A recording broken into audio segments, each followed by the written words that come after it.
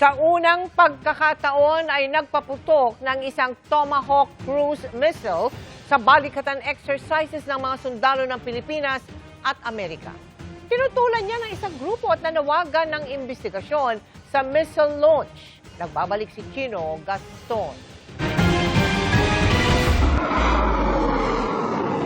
Nagdiwanag ang kalangitan at umalingaw-ngaw ang paglipad ng isang missile.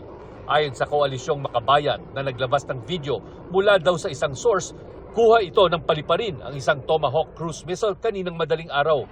Kinumpirma ni Colonel Dennis Hernandez, Director ng ginagawang Balikatan Exercises 2026, nagpalipad nga daw ng isang Tomahawk missile mula sa Tacloban Airport. Lumipad ito ng mahigit 600 kilometers at dumaan ng eastern seaboard ng bansa patungo sa isang designated target area sa Laur, Nueva Ecija na sakop ng Fort Magsaysay. May activity doon na it's a national activity wherein land-based activity.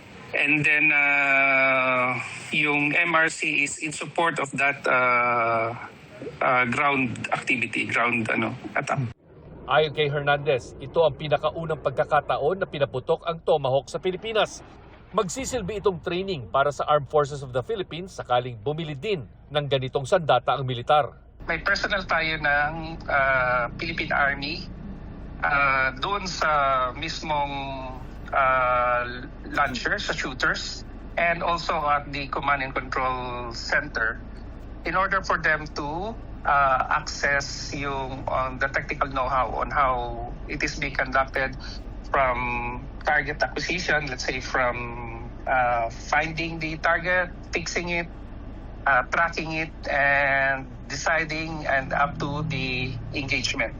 Ang Tomahawk missile ay isa sa mga makabagong sandata na gustong bilhin ng Pilipinas para magsilbing deterrence sa panggigipit ng China sa West Philippine Sea at para idepensa ang teritoryo ng bansa.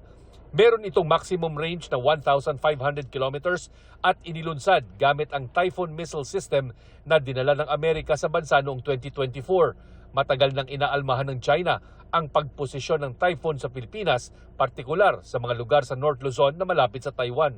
Sa isang post sa social media, umalma ang grupong Koalisyong Makabayan sa missile launch.